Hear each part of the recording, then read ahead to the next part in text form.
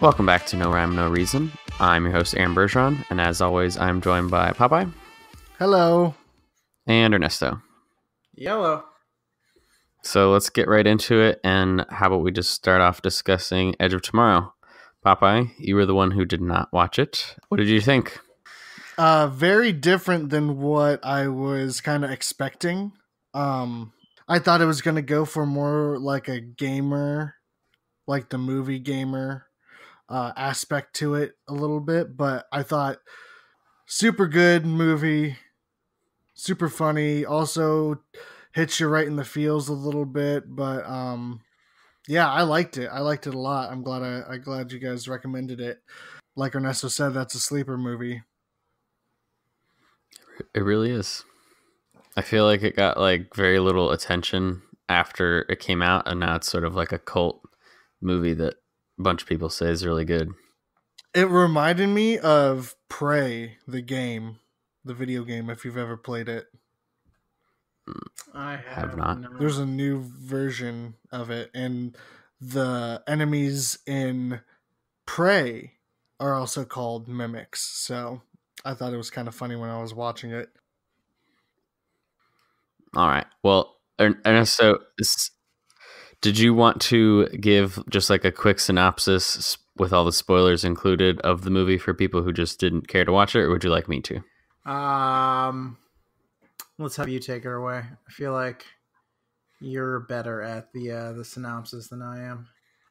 I will do my best. So this is a sci-fi movie, and the main character, his name is Cage, and he basically he's the like PR guy for a war that's happening right now, and he is basically sent into the war because he tries to blackmail his boss, and his boss retaliates and sends him into the fight, and he ends up dying. But as in the process, or right before he dies, he gets this like liquid spilled on him, and they are fighting aliens. It's a war between aliens, and apparently this liquid makes him relive the same day over and over again, which is essentially the premise of Groundhog Day. But this is an action flick. And so Tom Cruise's character Cage is reliving the same day over and over again, and he slowly tries to learn how to fight these aliens better. He eventually runs into a scientist that has experienced this same phenomenon. You find out that the liquid that was spilled on him is what's causing him to relive the day over and over again. Eventually they figure out what they need to do. They need to kill like the mother hive queen, if you will. I believe it's called an Omega. Is that what? Yeah. Is it the Omega? Yeah, they have to kill the Omega. It's Omega. So that's like the big one.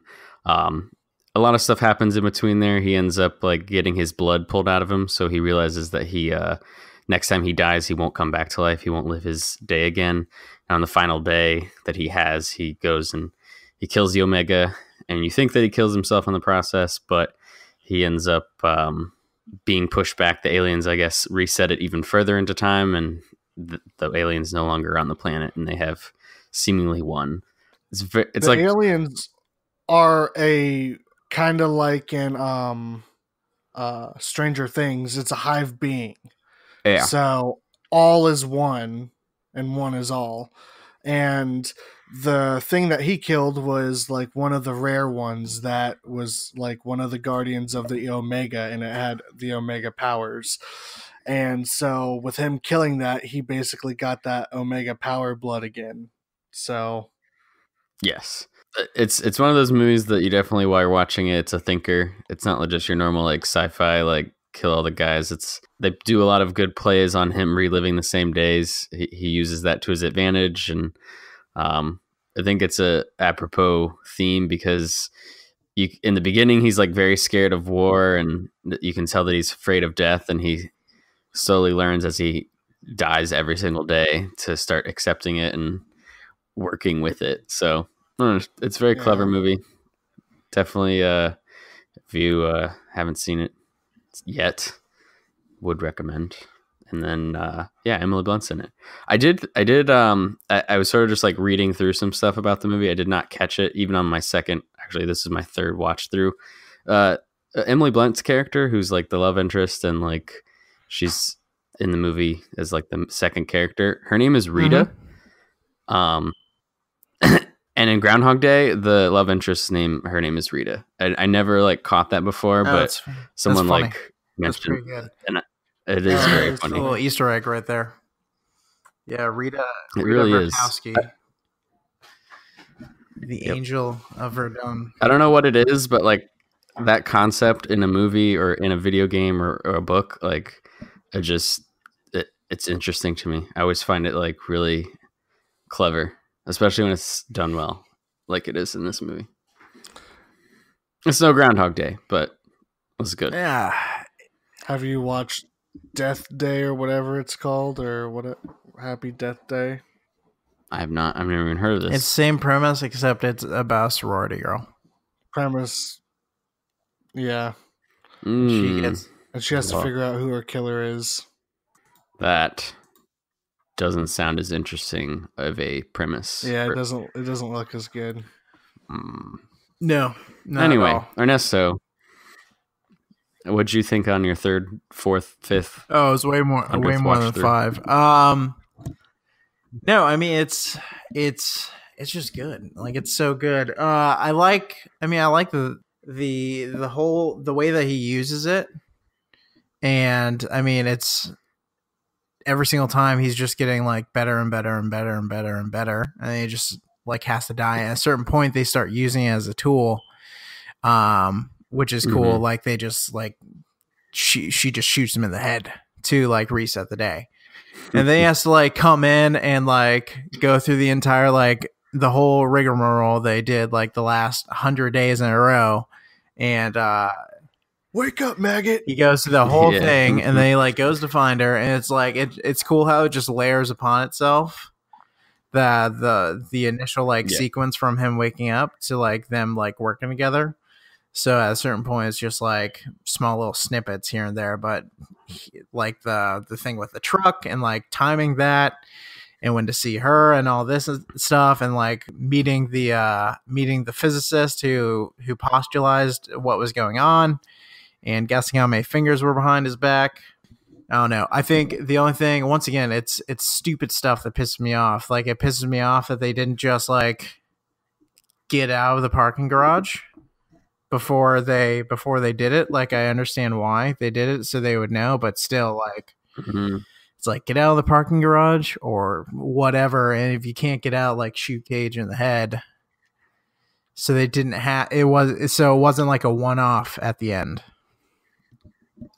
But no, I want to know what the sequel is going to be. There is a sequel. Yeah, I've heard that they've been working on a sequel for a long time. I just don't know. I wish I could find some like fresh information and say here's the scoop, but like I don't even know if they. I want to. I don't think they even start shooting. Like I have no idea. I know like as far as Tom Cruise goes, I know it was just announced that the next like Mission Impossible movie was going to start production, like start shooting this year, and they were going to shoot that one and then the following one back to back. So he's going to be tied up a little bit. So I just don't know. Give me more Edge of Tomorrow. That's about it. I think that it would be very easy to do just because of time travel. They could easily like either do a prequel or something, and it would work very well. But yeah, like you said, I think all of that whole cast is very busy, and I don't really think, even if it was in theaters again, I don't know that it would do huge, because I still feel like a lot of people just don't even know about it. Yeah. No, I think that's the problem, is that it just, I mean, even when it was coming out, I don't remember it getting that much exposure. I didn't see it in theater, and I think I saw it on cable the first time. It's not like it was something that I rushed out to get, to rent from Redbox or anything like that. So that was it. I think that's the issue, is that it didn't pull that much money to begin with. And it seems like it's a hefty budget. It's not like an indie film. A lot of special effects for sure. And it's Tom Cruise and Emily Blunt. But I mean, I think I mean, the sequel would have to be like, I mean, the Omega had to have come from somewhere. Yeah, I think they touch on that. Kind of like Pacific Rim, like the first one, like they were these other beings and like they were all clones and they were connected, just like the hive mentality as well. So I think that's what it would be, is like them finding out that one died, sending another one. I don't know what's going on. But it was cool nonetheless. Anyways.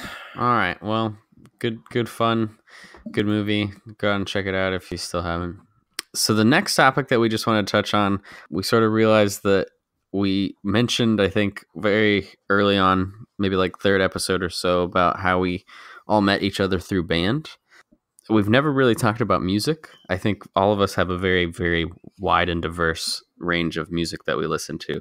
So I thought it'd be interesting just to do like a love-hate on music, specifically artists, but then just to like see where that goes and talk about music in general. So Ernesto, how about you start us off so I don't steal your stuff this time? So you're gonna steal my stuff?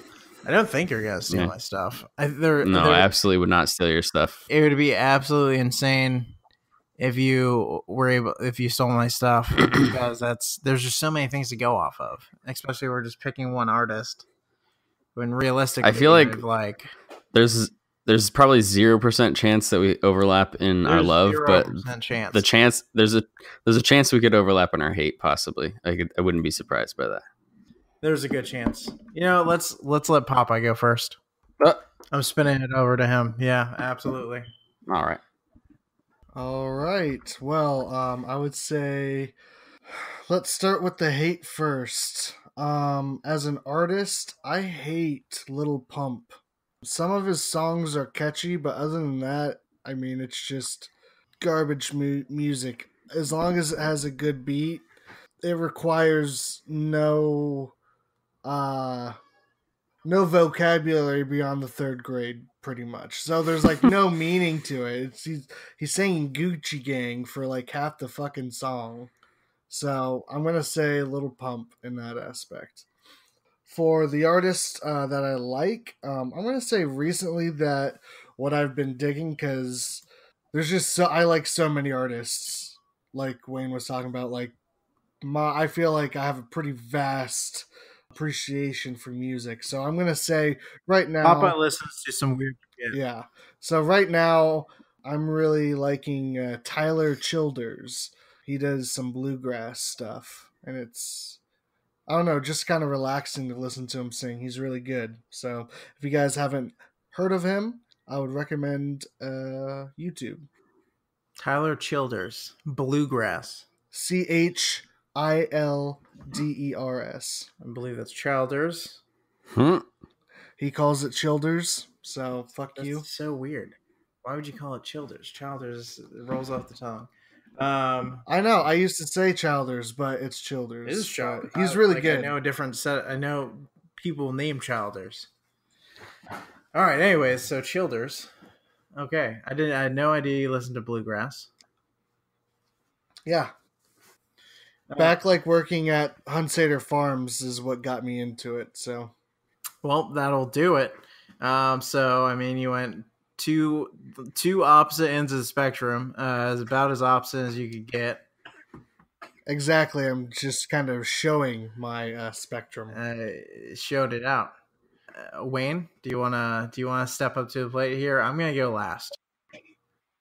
So, like Popeye said, we all very much like a lot of music. Anytime I'm around these guys, there's a very wide and diverse range of music that could be played at any given time, and it's almost impressive. I'm not one of those people who's gonna like hate screamo or classical music. Like, just give it to me.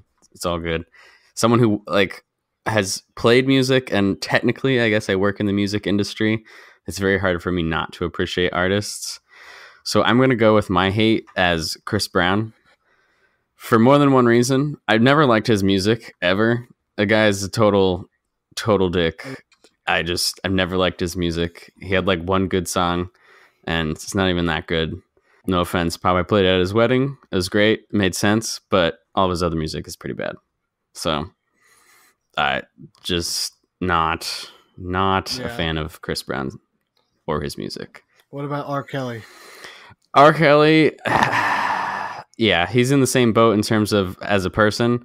I feel like his music is not as bad if I'm judging it just as the music, but it's pretty bad. It's not great. I'm not gonna pick it up Yeah. and listen to it, but yeah, I feel like it's slightly better than Chris Brown's. So if I'm comparing the two, but they're both awful.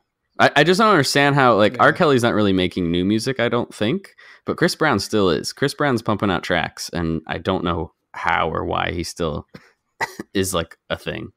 He's got a beef with Soulja Boy. Yeah, it's like I don't understand how he's still making music. I don't know, but I don't like those like I want to say that it's like early 2000s rap, like a lot of or like late 90s rap. Like none of that is Yeah. good. Like early 90s rap and like rap now, I'm okay with it. But there's like that period like from 95 to like 2005. Any rap in that period just didn't like what it was. Maybe a little. It wasn't even Yeah. rap. It was like Yeah. it was R&B or hip hop. There's a There lot was of like Neo no rap in and that era. Yeah. stuff like that. Anyway, all right. For my love, I guess I'll just go with the classic that you guys all know that for whatever reason I still love. It's the Aquabats. They're lyrical geniuses. It's the only band I've been to like at least like 4 or 5 of their concerts. So I feel like I just have to say that that's my love. Yeah, Yeah, I that's expected that one. that's an That's easy why I one. wasn't too worried. The Aquabats is the only one that you and I have never seen eye to eye on. I love the Not a fan. Aquabats. Wayne and I went to a very impressive concert together. I believe I ran into Ernesto at an Aquabats concert randomly one time. You and Rebecca. Yeah. Yeah, me and Rebecca, and you were there with Brittany, and we ran it. You were there with you and Brittany, and maybe Kyle. I think so, probably. I don't know. And it was the Aquabats, Real Big Fish, and Cuckoo Kangaroo. Yep. Oh, that's a good set. Yeah. It was good. It was fun. So Ooh, yeah, uh, not a fan. When I went to Warp Tour, I saw Real Big Fish this past summer. Super awesome. They're not the same. Great to see them. It's like one They're of not the the same same. members.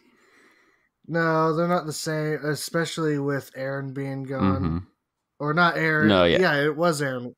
Aaron's still there. He's the only one that's still there. No, who's the other? Who was the curly-headed, black-haired guy with the glasses? That's Ernesto. Technically true. I mean, Johnny Christmas left, Scotty Kloffenstein left, Matt Wong left. Scotty. Yeah, They're all yeah, gone. yeah, yeah. It was fun while it lasted. No, but the Aquabats, they still have the TV show.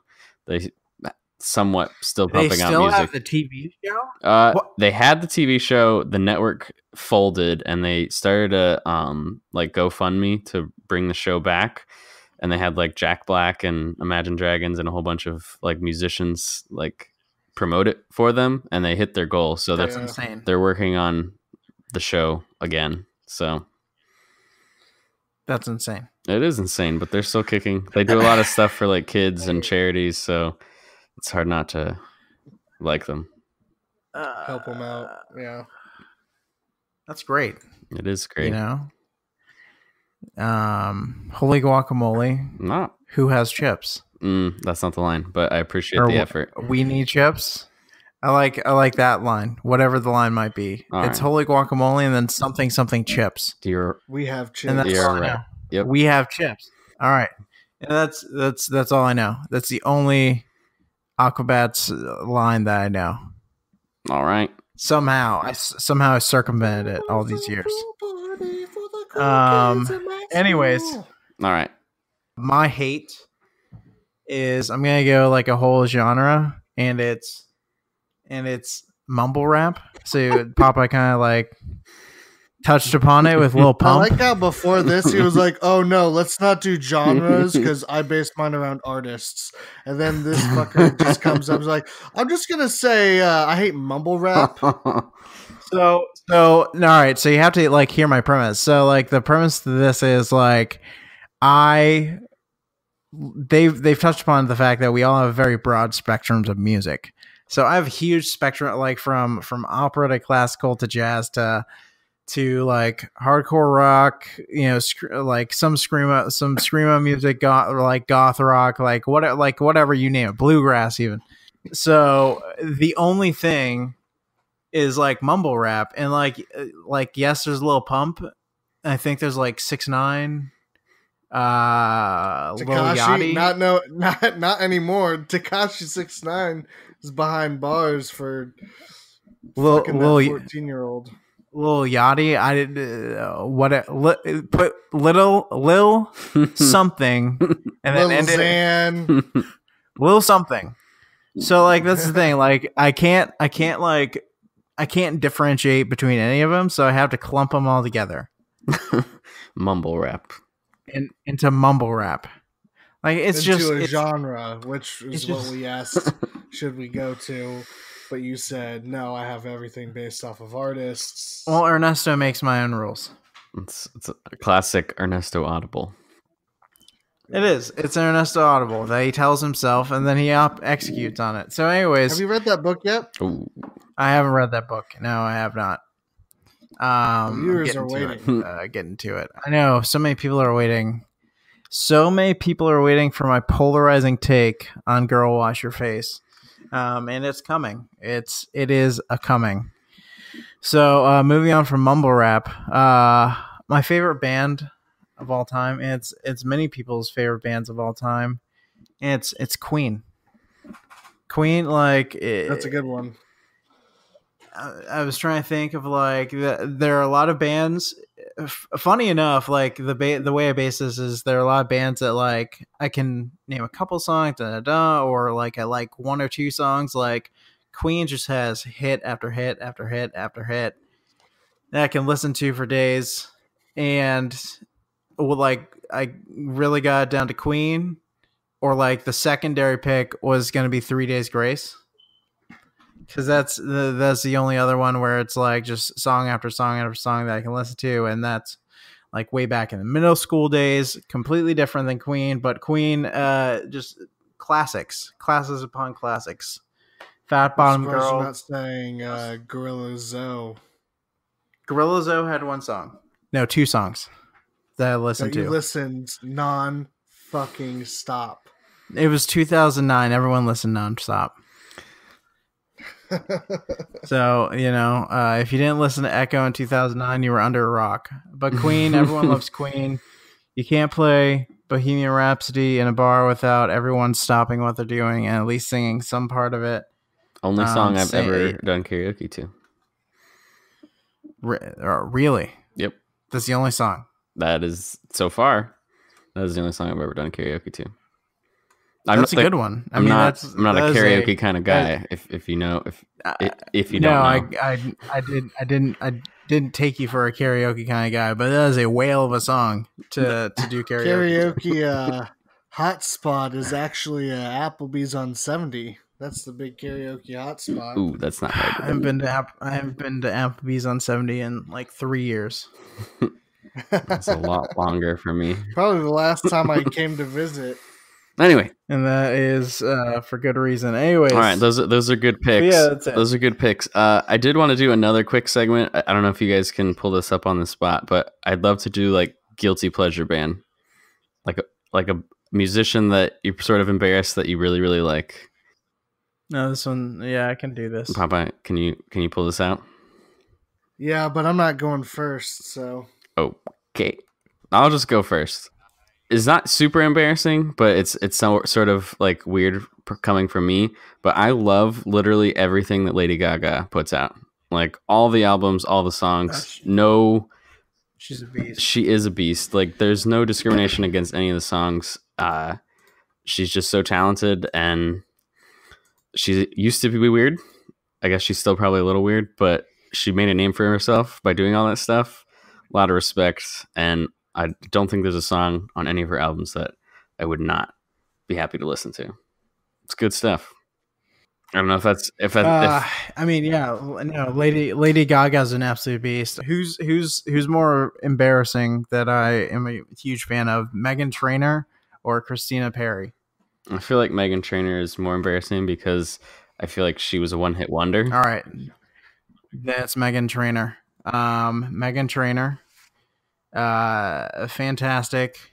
She has a song called "No," and it is just so I don't know what it is. I don't know why. It is just so catchy to me.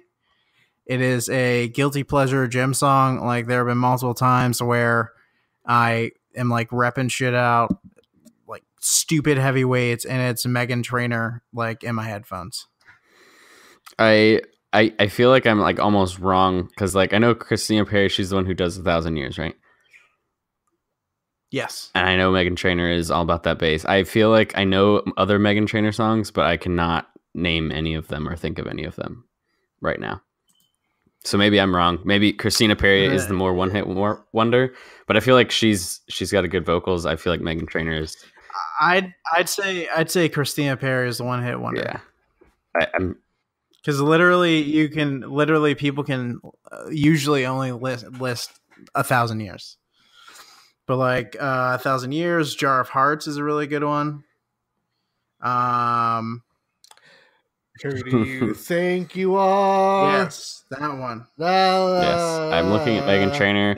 There are a lot of other songs that I'm not as embarrassed to know that I recognize, but I didn't realize some of these were her, honestly. I'm gonna put that out there. But cool. Popeye, give me somebody embarrassing. Hopefully that I've heard of. I would not be surprised. I'm gonna say Panic at the Disco. Brandon Urie, he's a awesome singer. Love Panic at the Disco. I feel like that's not as embarrassing as I had hoped. That's not as embarrassing. Panic at the Disco is great. Everyone loves Panic at the Disco. But okay, let's see. Dig deep. I like listening to the Pitch Perfect, the first one. I like listening to that soundtrack. Not embarrassing at all. I do that all the time. I do that all the time. At least that's slightly more embarrassing, I guess. Like, not the like the final showdown, the final thing. Like I can word for word both the Bella's performance and the trebles. Sure, it's a great movie. You know what I don't like about that soundtrack? Cups. I don't like that song at all, or whatever. Why? I don't feel like it's a song. Like it was supposed to be like a little skit to show that she had vocals, and it like got popular. It's been remixed. It's like it's not really a song. It's just like a catchy beat and some words. It's a catchy beat and some words. That's what songs are, Wayne. A catchy beat and some words. You know what I mean, though. It's hardly. It's not even the. Yes, there's no meaning to it. There's no depth to the lyrics. It's kind of like mumble rap. Yes, there it's is. Like Anna Kendrick's. She's saying you're going to miss her when she's gone. That's what all songs mean.